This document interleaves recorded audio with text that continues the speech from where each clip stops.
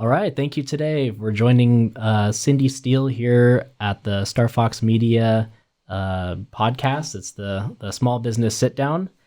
Cindy is an entrepreneur who she's worked with Warner Brothers, the San Diego Regional Airport Authority, and Con-Am Management doing risk management before founding Grandma LuLu's Table, a nonprofit focused on solutions to the childhood hunger and malnutrition crisis that affects the most vulnerable populations. Yes. Cindy, thanks for being on today. Thank you for having me. I appreciate that. Well, I think that's a very interesting background that you have there, and two things that don't necessarily straight off the bat seem like they go together. So could you tell me about your background and Sure. how you got started in all this? Sure. I started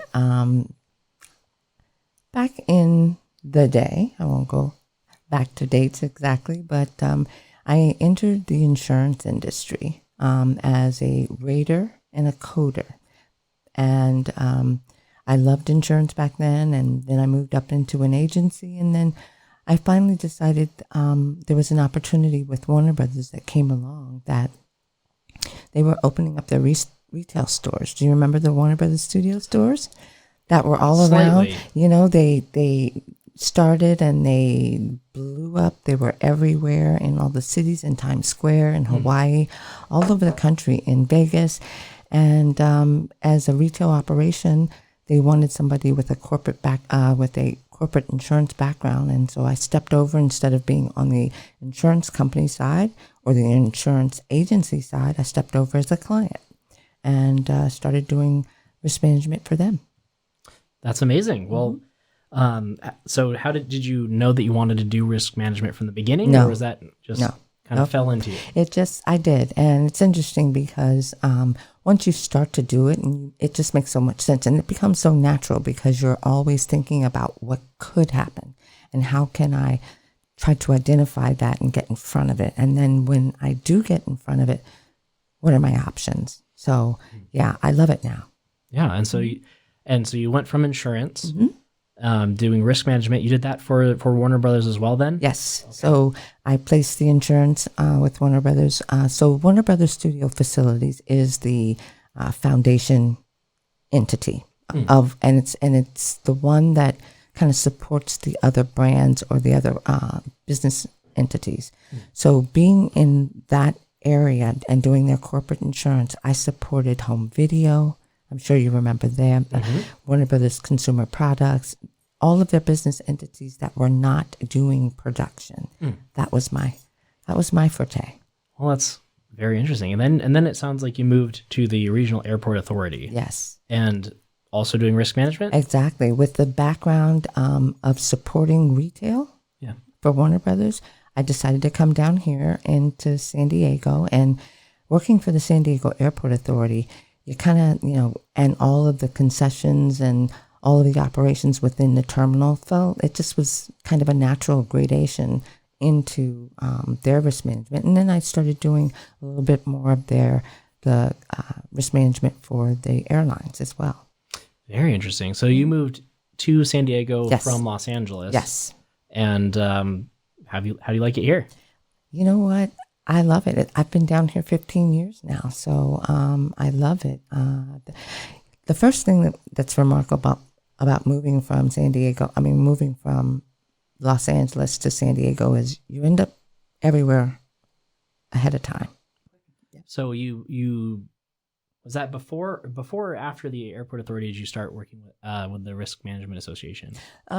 Yes, it was during. During. Yes. Okay. So I started with Risk Management RIMS, which is Risk and Insurance Management Society, is a membership organization that of all local San Diego risk managers and safety and insurance professionals.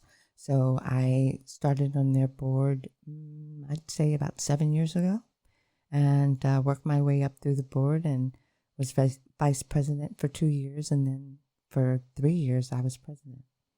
Oh, that's amazing. Yeah. Is that so? It's the current risk managers. Is it anything for aspiring risk managers? It is, and I love this part of it. So part of what the RIMS organization is about bringing, the next generation of risk management forward. So every year I would apply for and receive a grant from the Spencer Foundation, which is a subsidiary, for a intern for the summer. And I would bring the intern aboard, and I'd spend the whole summer with them trying to teach them the do's and don'ts and the way about risk management. I currently have one now.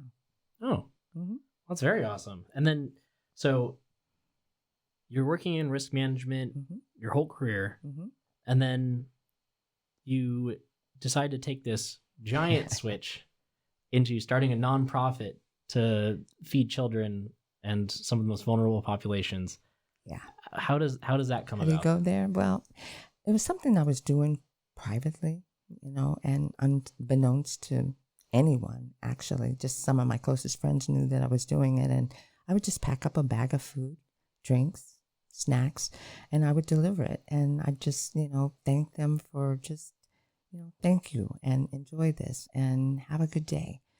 And for me, just being able to turn around and look at them start to eat what I just gave them, it just would warm my heart. And I just wanted to do it on a bigger scale. So while I do risk management as my 9 to 5, and actually it really isn't 9 to 5, it's, it's around the clock because you never know. I mean, currently I am a risk manager for a property management company. And, but the fact of it is just being able to do something that you're passionate about, that you can do without getting paid for, that's my calling.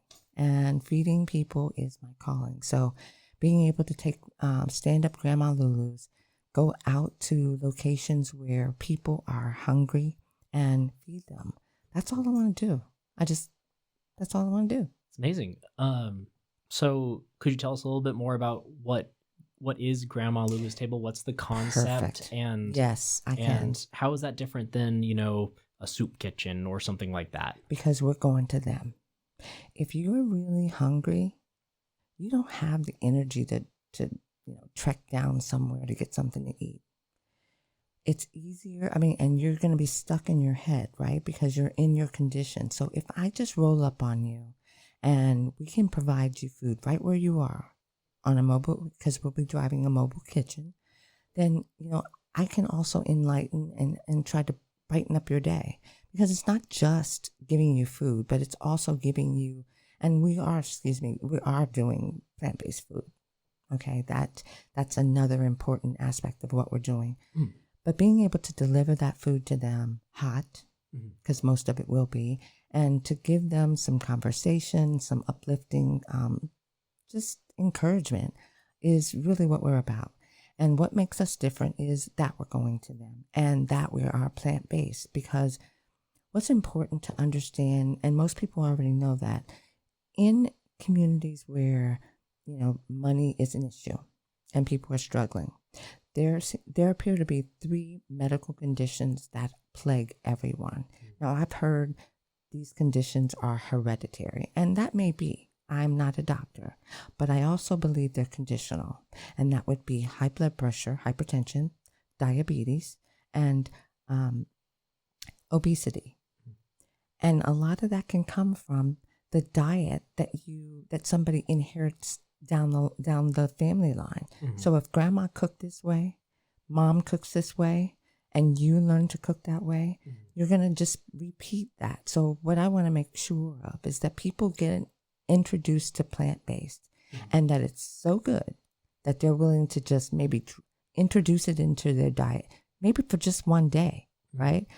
But it's all about being able to be exposed to the information about how affordable it can be and how much better your body is going to feel when you make decisions about what's going inside.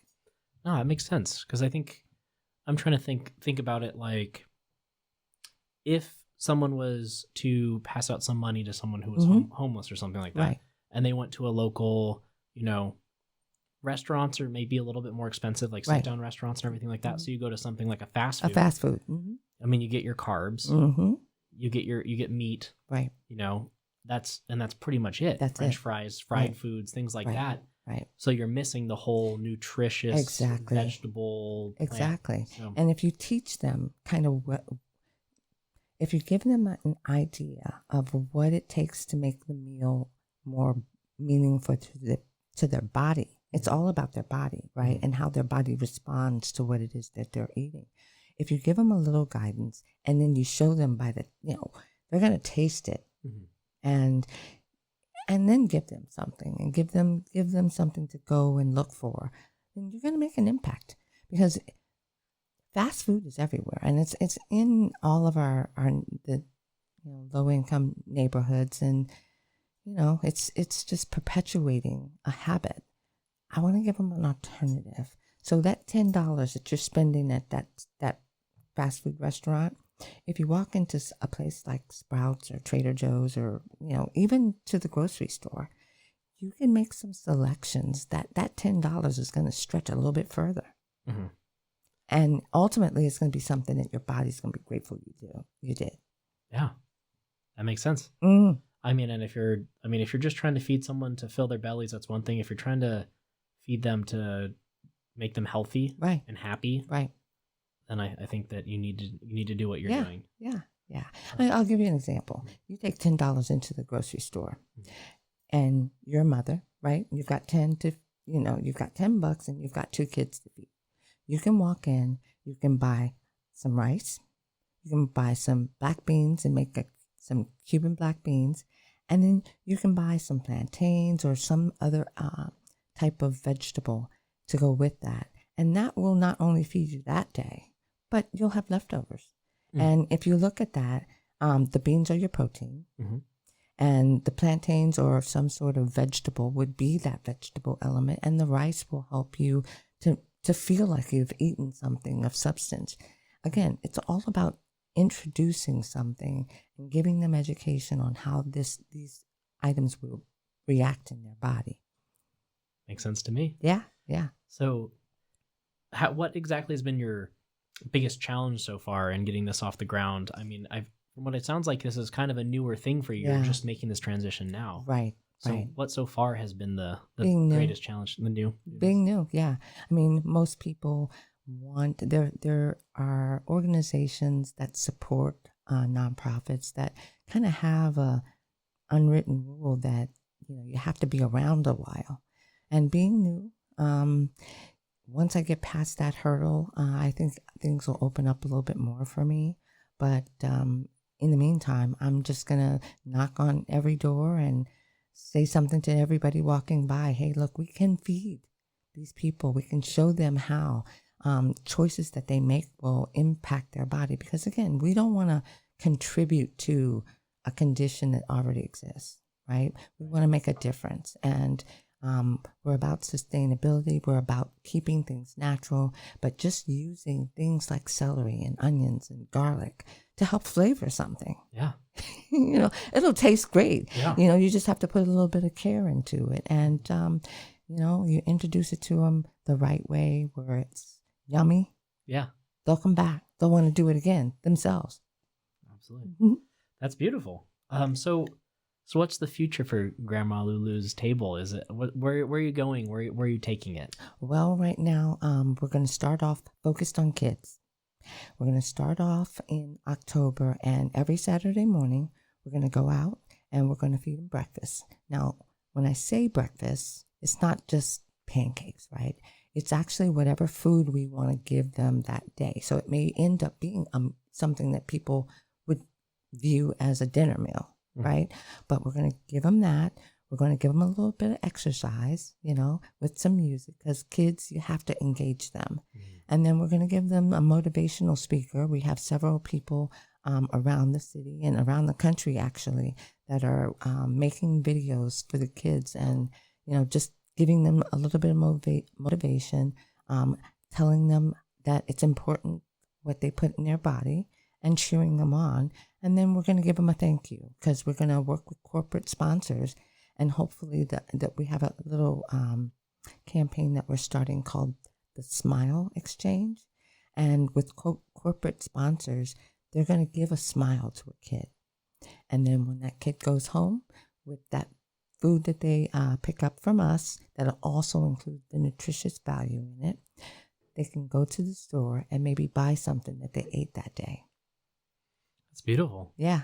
So say that there was someone that that is listening to this and hears about it and they want to help. What can they do? They can go to our website, grandmalulustable.org, and they can make a donation.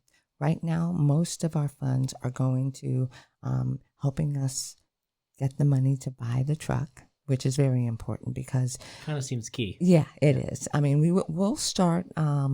Hopefully by October, everything will be ready, and we'll have the vehicle by then. But if we don't, we can rent a van. We'll rent a van. We'll still go there, but they can send a donation, and we'll put it forward to our vehicle that'll help us get inside the locations that we want to get to. Amazing. Yeah. Well, that's. Is there anything else that you'd want to tell the people listening, or is? Yes, I want to tell them that we can feed the homeless. We can feed children that are dependent upon student or breakfasts and lunches that in the school. But on the weekends, they may not have options. So we want to be that option. We want to fill that gap. And we can do this together. All I need is some support from, monetary support, and I need people to come and volunteer. Corporate sponsorship is key to this. And if we, as a corporation, a San Diego-based corporation, if you and your coworkers want to come down and volunteer for the weekend, you'll get some benefit out of it as well, because that'll be a team building experience for you and your staff. And like the people that you exchange a smile with, your staff members will go home feeling good about the fact that they did something. Amazing. Well, thank you so much, Cindy, for coming by today. Sure. And taking the time to be here. Sure. Thank Thank you for having me. Of course. Thank you. Thanks.